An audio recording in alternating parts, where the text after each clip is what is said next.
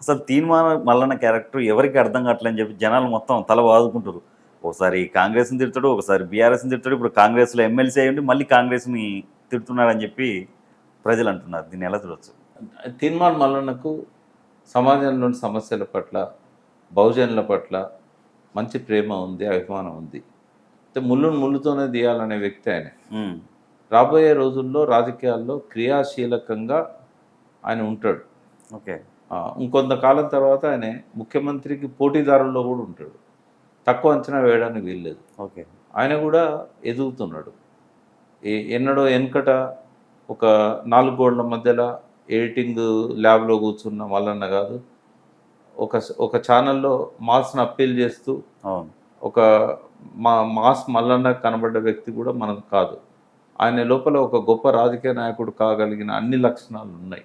కొంచెం తన అహంభావాన్ని తగ్గించుకొని ఎవరితోని ఎట్లా వ్యవహరించాలి రాజకీయాలలో అనేది కనుక ఛానలైజ్ చేయగలిగితే, అంటే ప్రతిపక్ష నాయకుని గురించి మాట్లాడినప్పుడు ఏ భాష మాట్లాడాలి, అది అయిపోయింది. ఆయన ఎలివేట్ కావడానికి అడగోలుగా మాట్లాడి ఎలివేట్ అయ్యిండు.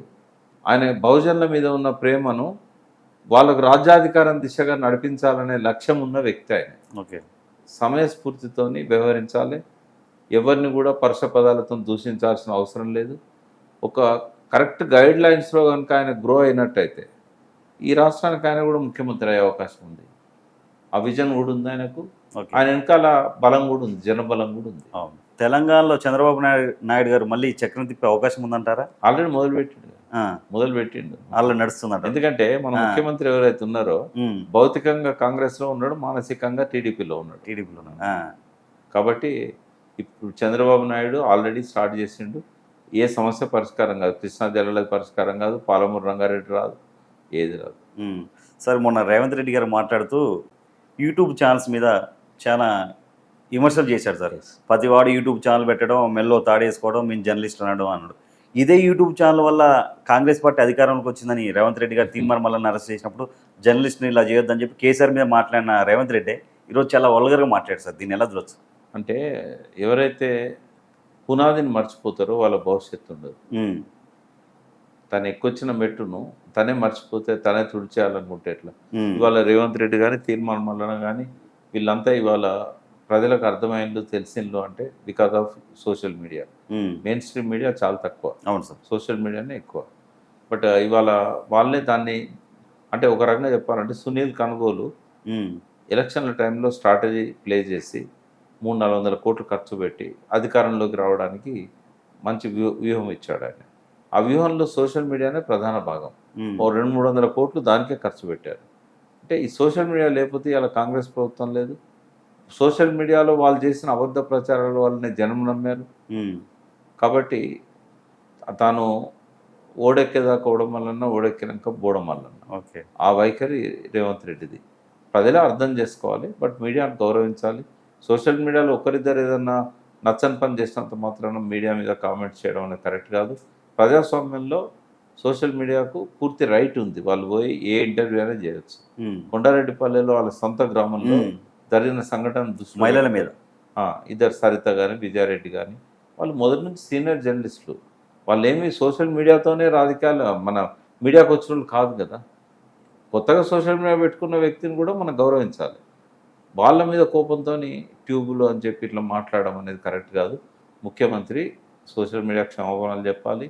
ఆ విజయారెడ్డి సరిత మీద జరిగిన దాడి మీద క్షమాపణలు చెప్పాల్సి ఉన్నది. ఈ మీడియాను అవమానపరచకుండా గౌరవించాలని చెప్పి కోరుతున్నాను. సార్, పోచారం శ్రీనివాసరెడ్డి గారు బీఆర్ఎస్ పార్టీ నుంచి కాంగ్రెస్ పార్టీలో పోవడానికి గల కారణం ఒక్క పోచారమే కాదు, ఎక్సెప్ట్ దానం నాగేందర్. దానం నాగేందర్ అంటే ఎక్కడ అధికారం ఉంటే అక్కడికి దానం నాగేందర్, కడియం శ్రీహరి గారు తప్ప మిగిలిన ఎమ్మెల్యేలు అందరూ పోవడానికి కారణం ఏంటంటే బిల్లులు ఆపి వాళ్ళని ఇబ్బంది పెట్టారు. ఇష్టపూర్వకంగా ఎవరు పోలే. కేసీఆర్ మీద వ్యతిరేకతతో కూడా పోలే. ఒక్క మాట మాట్లాడలేదు ఎవరు కేసీఆర్కి అగెనిస్ట్. ఒక్క దానం నాగేందర్ తప్ప, అది కూడా రేవంత్ రెడ్డి మెప్పు కోసం మాట్లాడాడు. ఏ ఒక్క ఎమ్మెల్యే ఈ రోజు వరకు కేసీఆర్ గారిని కానీ నెగటివ్గా మాట్లాడలేదు, పైకి నుంచి పాజిటివ్గా మాట్లాడారు. ఆయన గురించి దూషణ లేదు. ఆయన గౌరవించుకుంటూనే పోయారు. కొందరు చెప్పిపోయింది వచ్చి.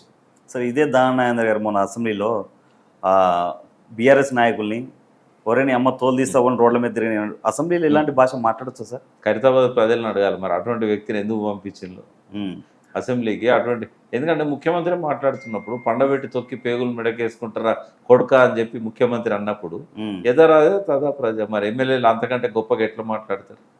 మనం దానం నాగేందని కాదు అనాల్సింది, రేవంత్ రెడ్డిని అనాలి. రేవంత్ రెడ్డి. బండి సంజయ్ గారు మాట్లాడుతూ బీఆర్ఎస్ని కాంగ్రెస్లో కలుపుతారంటారు. రేవంత్ రెడ్డి మాట్లాడుతూ బీఆర్ఎస్ బీజేపీలో కలుపుతారు. వీళ్ళిద్దరు మాటల్లో అసలు ఏది నమ్మాలి సార్? ఎవరి మీద ఎవరు ఆరోపణలు చేసుకున్నా కూడా బీఆర్ఎస్ స్వతంత్రంగా ఉంటుంది. ఇప్పుడు రాబోయే రోజుల్లో ఎదిగే రాజకీయ శక్తి బీఆర్ఎస్. బీఆర్ఎస్ ఎవరు తుడిచివేయలేరు. అక్కడ కూడా అనుకున్నారు చంద్రబాబు నాయుడు అతి తక్కువ సీట్లతోని ఓడి పొంగనే ఇక రాడు. మరి మళ్ళీ ఆయనే అధికారంలోకి వచ్చాడు కదా. కాంగ్రెస్ పార్టీని లేకుండా చేస్తాను కేసీఆర్ అనుకున్నాడు, పోయిందా కాంగ్రెస్ పార్టీ? పోలే. ఇవాళకి తెలంగాణలో బలమైన నాయకుడు రేవంత్ రెడ్డి కాదు, కేసీఆర్. ఈరోజు ఐజాన్ టుడే. కాబట్టి ఆయన ప్రభావం తగ్గలేదు. ఓ 6 నెలలు ఆయన ఇంట్లో కూర్చున్నంత మాత్రాన జనం ఆయన మర్చిపోలేదు. ఇప్పటికీ ఆయన టీవీ ఛానల్లో కనబడ్డాడంటే రాష్ట్రంలో ఉన్న ప్రతి టీవీ కూడా ఆయన్నే చూపెడతాయి. సార్ కేసీఆర్ గారు ఇంత సైలెంట్గా ఉన్నారంటే వైలెంట్ ఎంతగా సీరియస్గా ఉండబోతుంది ఆయన బయటకు వస్తే. అట్లని కాదు, ఆయన ఏంటంటే ఎప్పుడు ఏం చేయాలనో బాగా తెలిసిన వ్యక్తి. ఎక్కడ తగ్గాలి, ఎక్కడ పెరగాలి.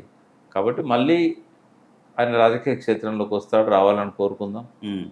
ప్రజల సమస్యలు ఎదుర్కొంటున్నప్పుడు మౌనం మంచిది కాదు. అసలు నేను ఎక్స్పెక్ట్ చేశాను మొన్న ఆయన వరదలలో ప్రజలను కలవడానికి వస్తాడని. ఏ కారణం చేత రాలేదు, ఇప్పటికి కూడా ఆలస్యం కాలేదు. ఆయన వెంటనే రావాలి. ఎందుకంటే ఇట్లాంటి పెద్ద లీడర్ల మీద ప్రజలు చాలా ఆశలు పెట్టుకుంటారు. అధికార పార్టీలో ఉన్నా ప్రతిపక్షంలో ఉన్నా కూడా ఆయనకున్న ప్రభావం తగ్గదు. ఆయన మీద ప్రజలు పెట్టుకున్న ఆశలు కూడా తగ్గాయి. ఏదో తాత్కాలికంగా ప్రజలు ఆయనను వద్దనుకున్నారు. కానీ ఇప్పుడు మేము తప్పు చేస్తామనే ఫీలింగ్లో పడ్డారు చాలామంది.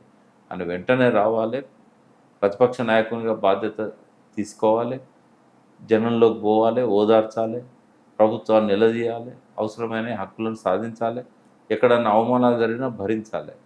ముందుగా ఆయన జరిగిన ఓటమికి ఆయన ప్రజలకు ఏం చెప్పదలుచుకున్నాడో చెప్పాలి. మౌనం మంచిది కాదు. తర్వాత ఏ లోపాలైతే చేసిండో ఇక ముందు జరగాయనే ఒక హామీ ఇవ్వాలి. పార్టీని ప్రక్షాళన చేయాలి.